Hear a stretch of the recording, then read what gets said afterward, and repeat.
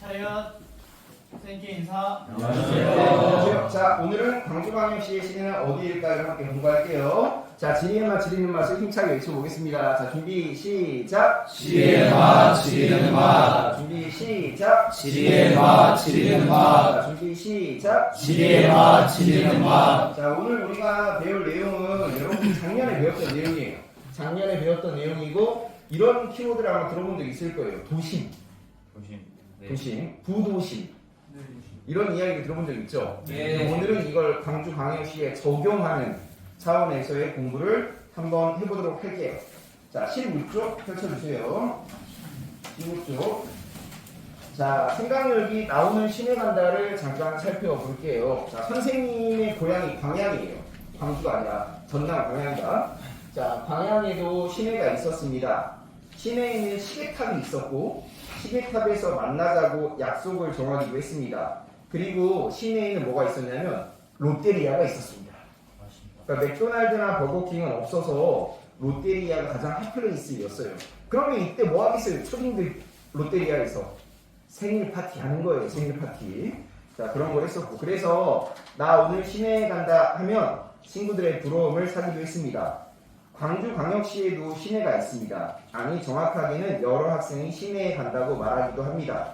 시내라면 어떠한 기능을 가져야 할까요? 바꿔 말하면 어떠한 상점이나 기관 등이 있어야 할까요? 지리에서는 시내를 도심이라고도 부릅니다. 도시의 중심이라는 뜻이고, 여러분이 생각하는 광주광역시의 시내는 어디일까? 여러분이 생각하는 광주광역시의 도심은 어디인가요? 오늘 수업을 통해서 여러분은 이 질문에 대한 답을 찾아낼 겁니다. 자, 첫 번째 1번 도시의 지역분화부터 살펴보겠습니다. 자, 그 전에 이거 먼저 얘기할까요? 방금 얘기했던 거 풀어가지고 말해볼게요. 버거킹, 맥도날드, 롯데리아가 있어요. 이 중에서 개수가 가장 작은 게 있어요. 개수가 가장 적은 건 버거킹이에요. 버거킹. 그리고 개수가 제일 많은 건 롯데리아예요. 그러면 개수가 가장 많은 것은 누구나 쉽게 접근할 수 있다는 거고, 그러면 패스트푸드 치고는 레벨이 낮다라고 볼 수가 있어요. 그래서 이걸 저차 중심지라고 부르고, 레벨이 높은 건 고차 중심지라고 불러요. 선생님이 예전에 광양에 살았을 때는 광양에 읍이 있고 읍이 덜 발달해 있었던 상황이어서 그때는 버거킹이 없었고 맥도날드도 없었고 뭐만 있었다? 롯데리아만 있었다. 그렇죠. 롯데리아. 개수가 많으면 저차 중심지, 개수가 별로 없으면 고차 중심지가 된다라고 생각하면 돼요. 자, 지역 분화를 이제 살펴볼게요. 지역 분화를 보면 동그라미 1번에 도시가 성장하고 기능이 다양해지면서 도시 내부가 기능 지역에 따라 여러 지역으로 나뉘는 현상인데, 이 말이 어렵죠? 이 말이 이제 어려워요. 근데 얘는 어떻게 되는 거냐면 도시가 작을 때에는 여러 기능이 다 합쳐서 나타났다가 도시가 점점 커지면 각각의 지역으로 구분이 된다는 걸 의미합니다. 광주에도 완전히 적용이 돼요. 광주의 상업이나 업무 기능은 어디에 특화가 되어 있어요? 상무지구에 특화가 되어 있어요. 상무지구. 그리고 여러분이 시내라고 하는 것은 어디를 뜻해요? 충장로나 동남로를 뜻하죠. 이런 것들이 상업이나 업무 지역으로 특화됐다라고 볼 수가 있어요. 광주의 공업지역은 어디로 특화가 되어 있는지 아십니까? 청담도 있고, 그 다음에 송암공단이나 평동산단이나 하남공단이나 이런 데로 특화가 되어 있다고 볼 수가 있어요.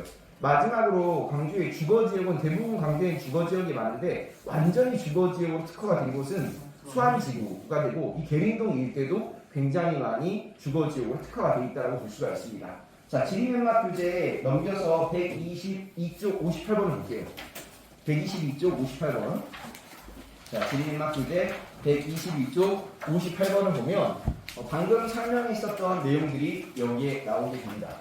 자, 처음에 보면 소도시 일대. 소도시 일대는 여러 기능들이 막 혼잡하게 나타나게 되죠. 그랬다가 도시의 규모가 좀 커지면 계란 노른자 같은 게 딱 등장해요. 얘를 뭐라고 부릅니까? 도심. 얘를 도심이라고 부르죠. 도심. 근데 도시가 점점 커지게 되면 어떻게 되냐면 도심이 있고, 도심을 도와주는 친구, 부도심이 있고, 각각의 지역이 나뉘는 걸 우리가 볼 수 있어요. 이게 도시 내부 지역의 기능 분화라고 이야기를 해볼 수가 있습니다. 자, 다시 16쪽으로 볼게요. 16쪽. 이거 지역분화의 의미는 여러분 지리는만 첫 번째 시간에 배웠습니다. 뭐였냐면 왜 편의점은 1층에 있는데 PC방이나 마트는 2층 또는 3층에 있을까? 이걸 뭐라고 얘기했었죠? 쉽게 도달할 수 있는 정도.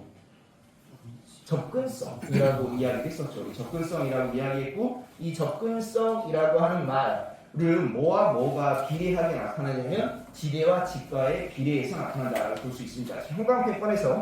형광펜권에서 16조에서 자 접근성 형광펜, 지대 형광펜, 직과 형광펜 칠해주세요.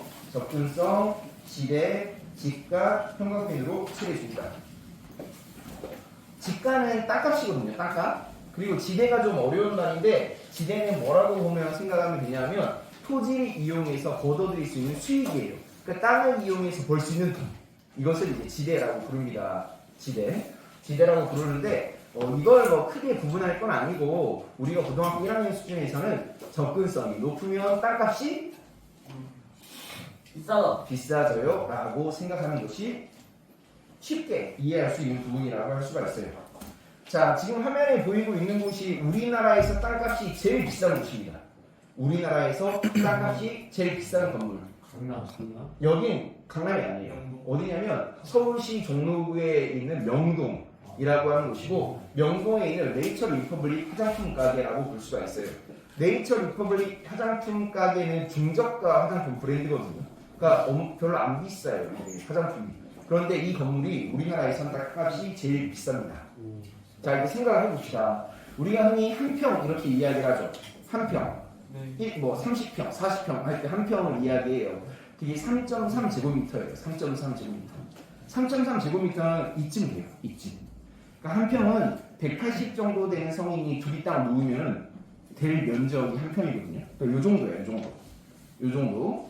이 한 평의 금액이 얼마일까? 막 뱉지 말고 생각을 먼저 하고 이야기해봐요. 저기 한 편. 이게 여기 한 평이 얼마일까? 저기요? 지역이요. 저기 명동 저기. 네, 명동이에요. 자, 생각을 해보면 돼요. 어떻게 생각하면 되냐면 우리 집 생각해보고 명동 생각해보고 한 평 이만큼 지금 이만큼 얼마일까 이야기해보세요. 3천만 원. 3천. 3천만 원? 1억.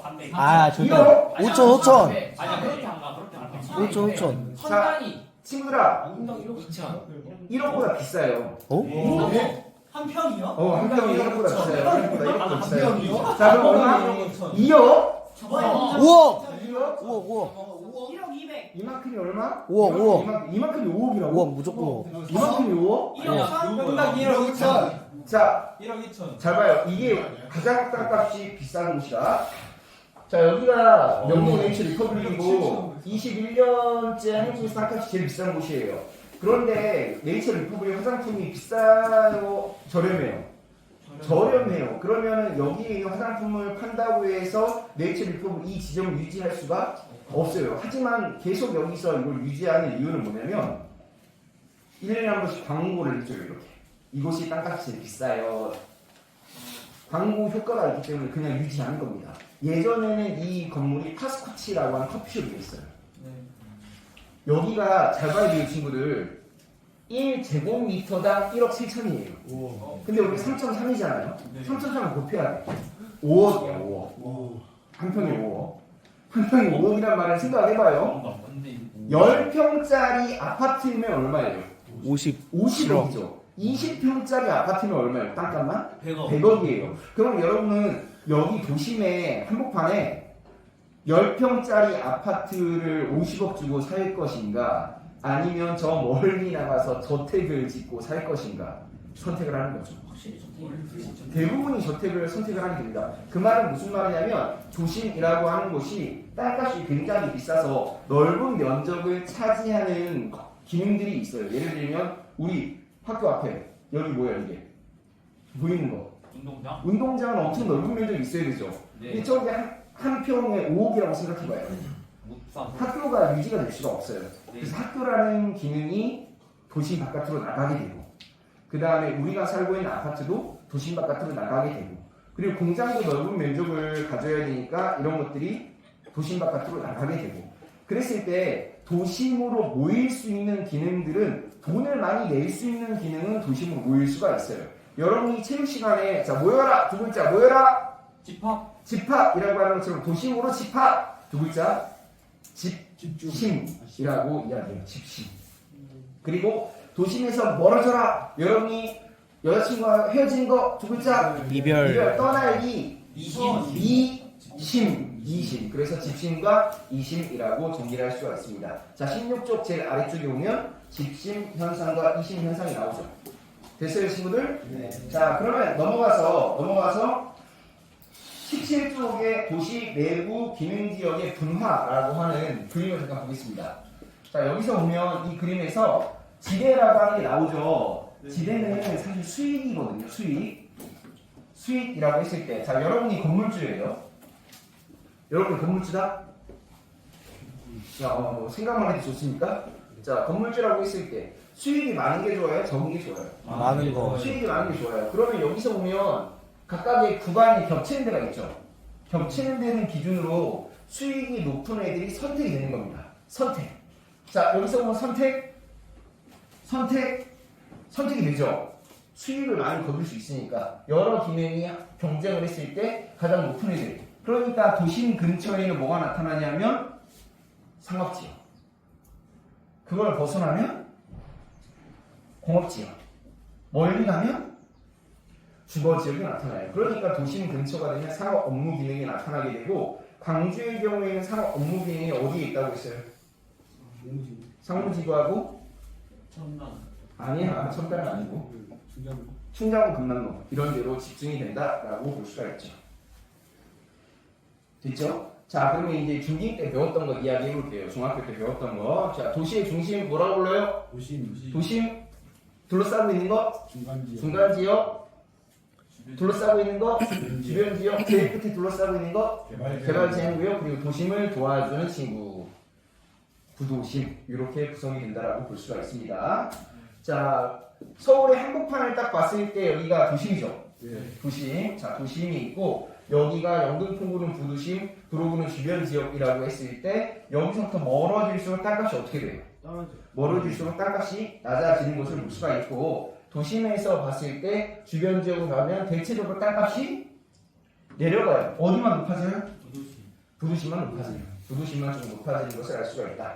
자, 17쪽에 바로 1번의 도심으로 가볼게요. 자, 도심은 도시 중심부에 위치합니다. 도시 중심부에 위치하고 접근성과 지대, 지가가 높기 때문에 여기는 땅을 빽빽하게 이용해야 해요. 땅을 빽빽하게 이용한다라고 하는 걸 지리에서는 뭐라고 얘기하냐면 지리학적 토지 이용이라고 부릅니다. 그러면 넓은 면적으로 가게 되어 위로 올리게 돼요. 건물을. 위로 올리게 돼서 고층화가 나타나요. 그래서 도심에 가면 주로 뭐가 보이냐면 높은 빌딩들이 많이 보인다라고 볼 수가 있습니다. 됐어요? 그래서 높은 지대를 지불할 수 있는 중추관리 기능, 고급상과 전문 서비스업 등 고차 중심지 기능이 입지하는데, 고차 중심지의 대표적인 사례가 백화점 같은 거예요. 백화점 같은 것들이 여기에 나타나게 됩니다. 자, 세 번째 인구 공동화 현상은 형광펜으로 칠해주세요.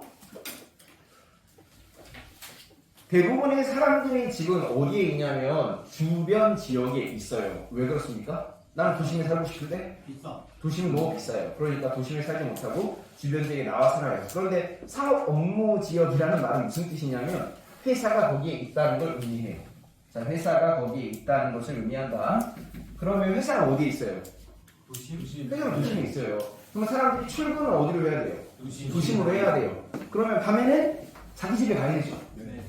그렇게 되면 어떤 일이 벌어지냐면 낮에는 도심에 사람이 엄청나게 많은데 밤에는 사람이 없게 돼요. 그러면 마치 여기가 뻥 뚫린 것처럼 보인다고 해서 이것을 인구 공동화 현상이라고 이야기합니다. 광주가 이렇게 있을 때 광주의 절반의 면적을 차지하는 구가 있어요. 무슨 구예요? 여기가 광산구죠. 광산구.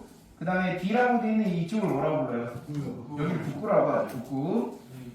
그 다음에 여기가 동구가 되고, 여기가 서구, 여기가 남구. 그래서 광주는 광역시 중에서 유일하게 중구가 없다.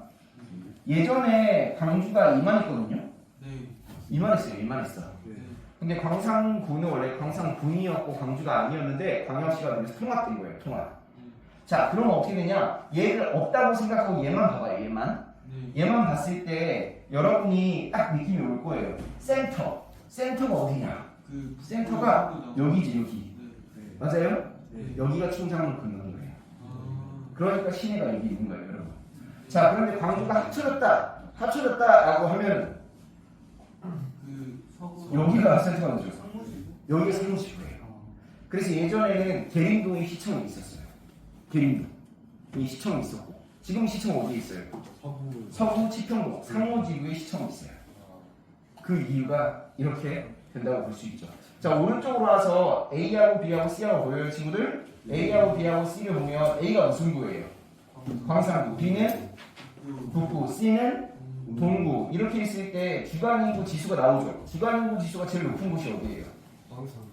주간인구 지수가 가장 높은 곳은 C니까 C는 동구죠. 동구는 주간인구 지수가 높다라고 하는 걸 뭘 뜻해요? 낮에 돌아다니는 사람이 많다. 이곳이 도심이라는 걸 의미해요. 그런데 일부러 뭐가 빠져 있어요? 안 나온 구가 있죠. 바로 서구가 안 나와 있어요. 왜 서구가 안 나오냐면 서구를 넣는 순간 통계가 바뀔 수도 있으니까. 서구는 뭐가 있어요? 상무지구가 있으니까 숫자가 크게 나타나면 학생들이 헷갈릴 수 있기 때문인 거죠. 19쪽. 자, 광주광역시 도시구조가 있죠?